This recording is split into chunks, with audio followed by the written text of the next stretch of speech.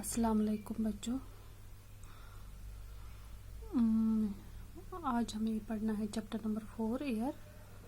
ये social science class है। Our earth is surrounded by a huge blanket of air called atmosphere. हमारी जो ये ज़मीन है, अर्थ जिसको हम ज़मीन बोलते हैं, ये सराउंड है ब्लैंकेट ऑफ एयर से, जिसको एटमॉस्फेयर बोलते हैं। All living beings on this earth depends on the atmosphere for their survival। सारे जो living beings है, living beings मतलब जिंदा जान है इस ज़मीन पे, वो किस पे जिंदा है? इसी एटमॉस्फेयर पे। It provides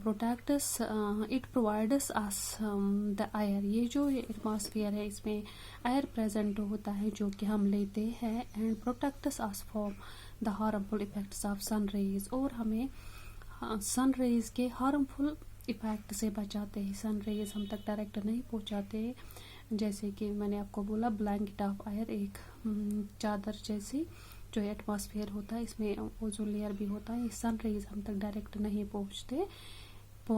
पहुंचने देते हैं ओजोन लेयर हम तक। Without this blanket of protection, अगर ये ब्लैंकेट ऑफ प्रोटेक्शन एटमॉस्फेयर नहीं होता, वो would be baked alive by the heat of the sun. हम इस हीट की सन से जल जाते, सन की हीट से जल जाते during day and get frozen, और रात में फ्रोजन हो जाते। So it is the mass of air that has made the temperature on the earth liveable. अब हमें क्या पढ़ना है? Composition of atmosphere. ये जो एटमॉस्फेयर है, इसमें कौन कौन से और चीज़ें मौजूद हैं, वो हमें पढ़ना है। Do you know that air we take in while breathing is actually a mixture of many gases. क्या आप ये जानते हो, जब हम हवा अंदर लेते हैं, सांस अंदर लेते हैं, तो इस हवा के साथ बहुत सारे गैसेस और भी होते हैं। नाइट्रोजन, ऑक्सीजन जो कि ज़्यादा मिकदार में है। नाइट्रोजन है 78% और ऑक्सीजन है 21%, which makes the bulk of the atmosphere. Carbon dioxide भी है, helium, ozone, argon, nitrogen are found in lesser quantity. ये लेसर क्वांटिटी में है। नाइट्रोजन एंड ऑक्सीजन जो है ये ज़्यादा है, ये उससे कम है।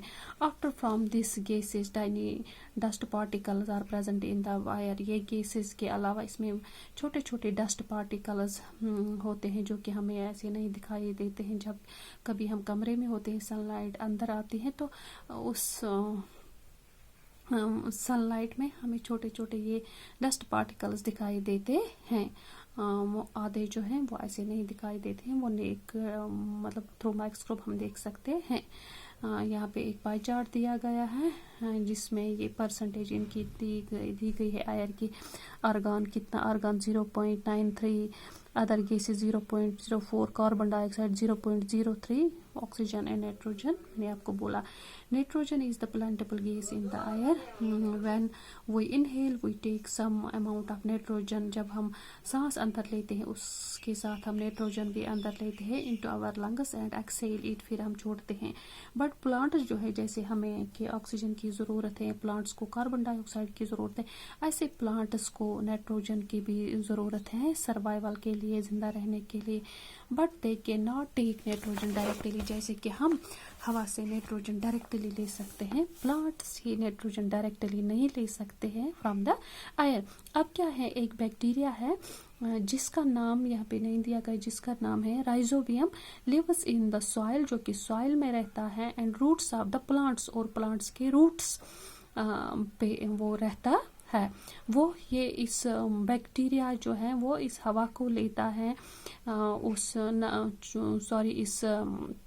नाइट्रोजन को लेता है, और उसको ये take nitrogen from the air, air से नाइट्रोजन हासिल करता है और उसको तब्दील करता है its form, so that the plants can be use it. फिर वो उसको सॉल्युबल फॉर्म में यूज करता है, जो कि प्लांट्स फिर रूट से हासिल कर सकते हैं।